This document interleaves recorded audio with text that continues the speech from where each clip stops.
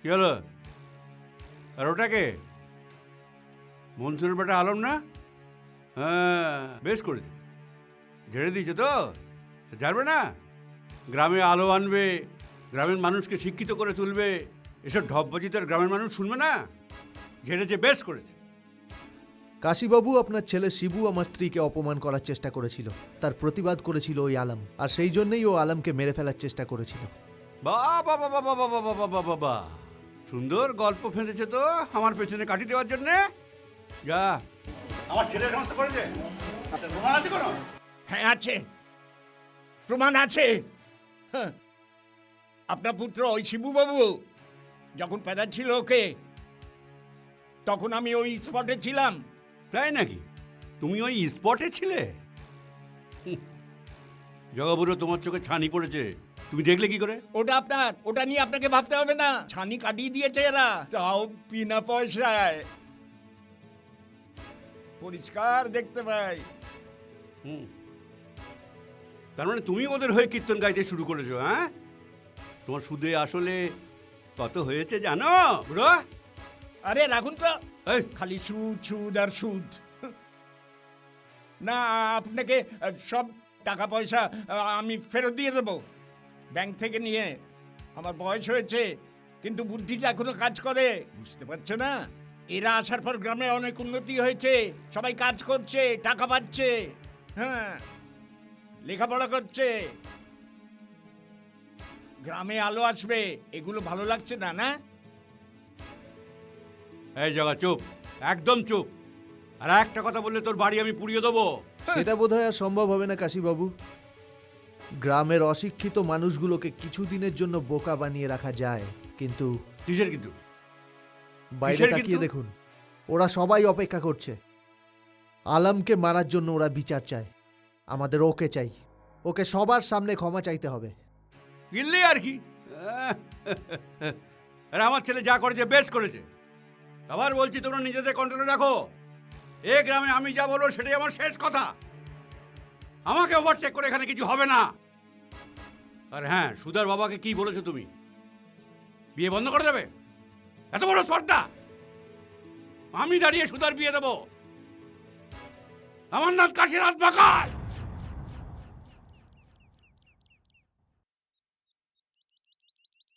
আবার আপনি এসেছেন?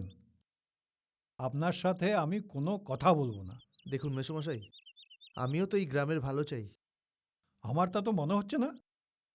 যেখানে আমার মেয়ের বিয়ে ঠিক হয়েছে ভালো ঘরে, সেখানে আবার মেসোমশাই, ওর এখনো 18 বছর বয়স হয়নি। তাছাড়া ওর একটা নিজের ইচ্ছে আছে। সুধার আবার কি ইচ্ছে? আমি ওর বাপ, আমি যা বলবো তাই ওকে শুনতে হবে। যান, আপনি এখন যান। না, যাবে না বাবা। সুধা! আমি বিয়ে করবো না বাবা, তুমি আমায় ভুল বুঝো না। গ্রামে কত রকমের কাজ শেখানো হচ্ছে, আমি সেই কাজ শিখে টাকা রোজগার করতে চাই বাবা।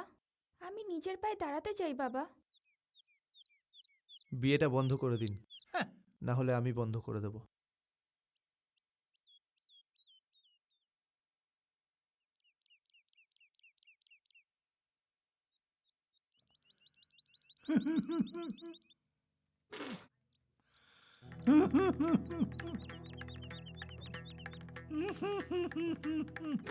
বেটার,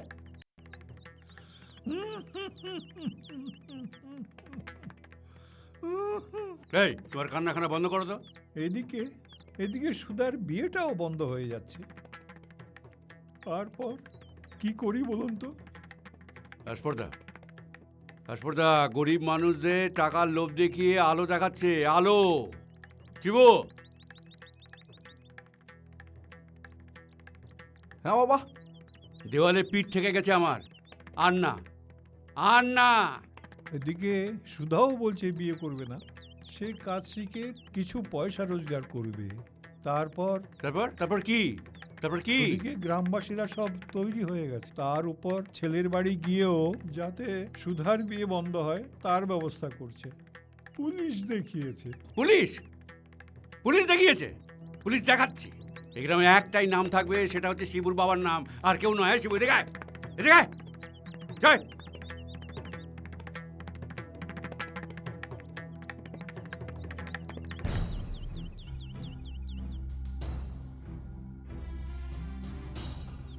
শেষ করতে পারলে আবার আমার গ্রাম আমার হয়ে যাবে। মেয়ের এই দুটোকে নদীতে ভাসিয়ে দেবো। ওহ, ভাবা যায় না। পুলিশকে কি বলবে? অপদার্থ। বাবার ছেলে হয়েছে কিন্তু বুদ্ধিটা কিছু পাওনি। বলবো গ্রামের অশিক্ষিত লোকদের ঠকাতে গেছিল, ওরাই যা করার করেছে। গ্রামের লোকেরা তো সত্যি টাকা পাচ্ছে, গ্রামে তো একদিন আলো আসবেই। চুপ, শুয়োরের বাচ্চা। চুপ করে পরের সিটে দেখ।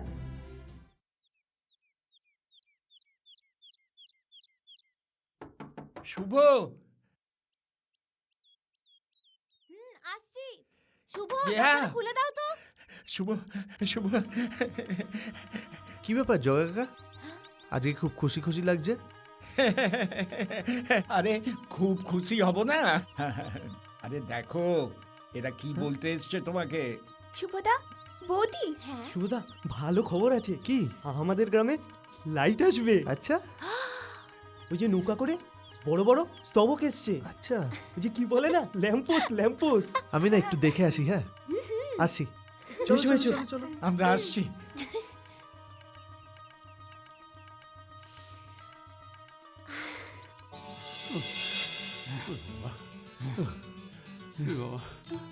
চলো।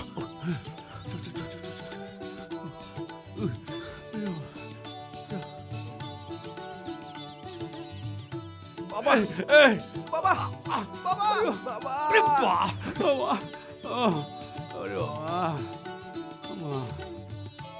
বাবা, বাবা।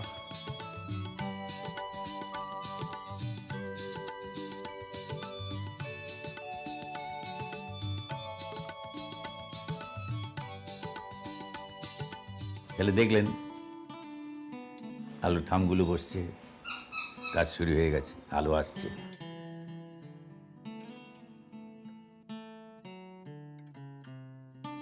আর এলাকার মানুষ আনন্দে সেদিকে তাকিয়ে থাকবে যে আমার গ্রামের কত উন্নতি হচ্ছে।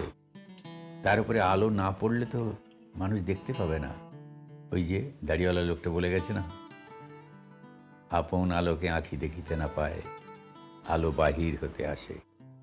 মনের আলো জ্বালতে গেলে চাই শিক্ষা। যে শিক্ষায় মানুষের জন্মগত অধিকার, সেই অধিকার থেকে বঞ্চিত হয়েছে আশাপুরের মানুষ তার জন্মলগ্ন থেকেই।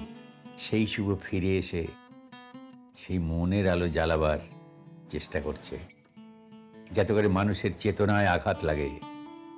শিক্ষা মানুষের চেতনায় আঘাত করে। এই যখন চেতনার আঘাত যখন মানুষ উপলব্ধি করবে, তখন সে কাশীবাবুকে চিনতে পারবে এলাকার মানুষ। সেই জন্য চাই শিক্ষা। শিক্ষা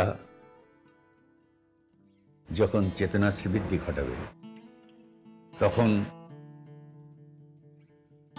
সুন্দর সুস্থভাবে বাঁচার ইচ্ছা জাগবে মানুষের। এর মধ্যে সবচেয়ে যেটা শুভ, মানে শুভর ভাবনায় যেটা শুভ, সে তার শৈশবের কথা ভোলেনি। কারণ এখানে সমস্ত শিশুর জন্ম অনিশ্চিত। জন্মাবার পর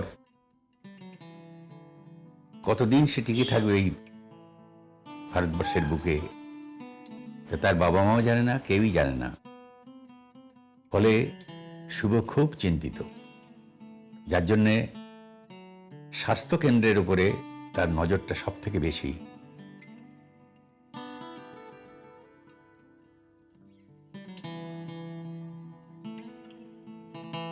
নতুন নতুন স্বাস্থ্য কেন্দ্র তৈরি হবে, এটা শুভর স্বপ্ন।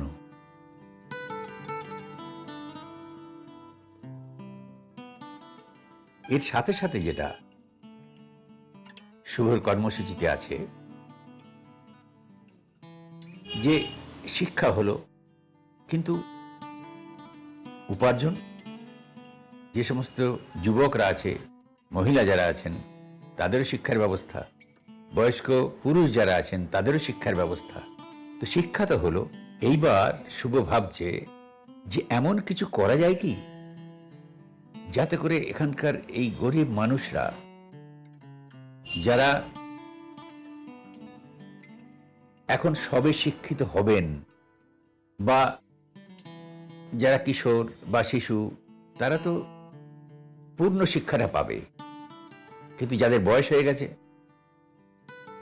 শুভর মাথায় এলো যে তাদের কারিগরি শিক্ষায় শিক্ষিত করে তুলতে হবে। ছোট ছোট কাজে, কার্পেন্টারের কাজ, সূচির কাজ, এগুলো যদি পারদর্শী হয়ে ওঠে, তাহলে পরবর্তীকালে এলাকার বাইরে গিয়েও কিছু রোজগার করতে পারবে। এইটা হচ্ছে শুভর স্বপ্ন। দেখুন কি কর্মকাণ্ড চলছে।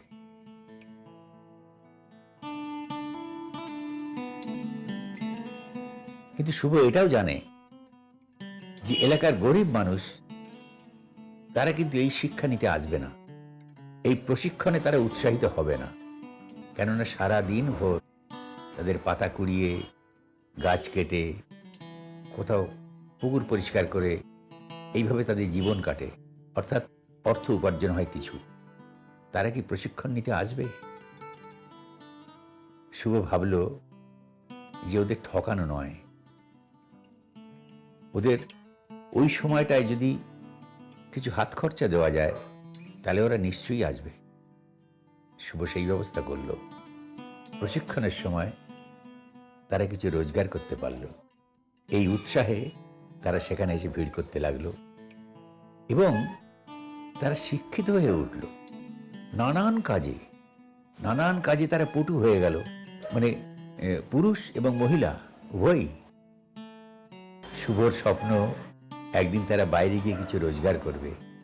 যার যা ক্ষমতা আছে তাই দিয়ে কিছু তৈরি করে তারা মেলায় বিক্রি করবে। তার জন্য শুভ অ্যারেঞ্জমেন্ট করবে।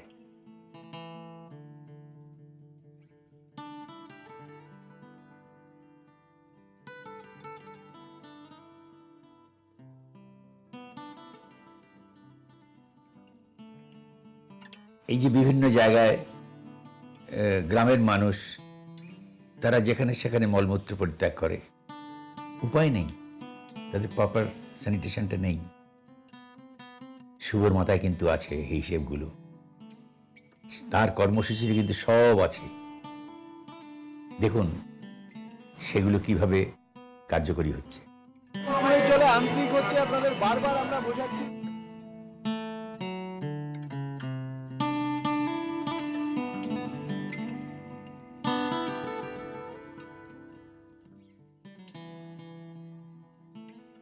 শুভর স্বপ্ন সফল হলো।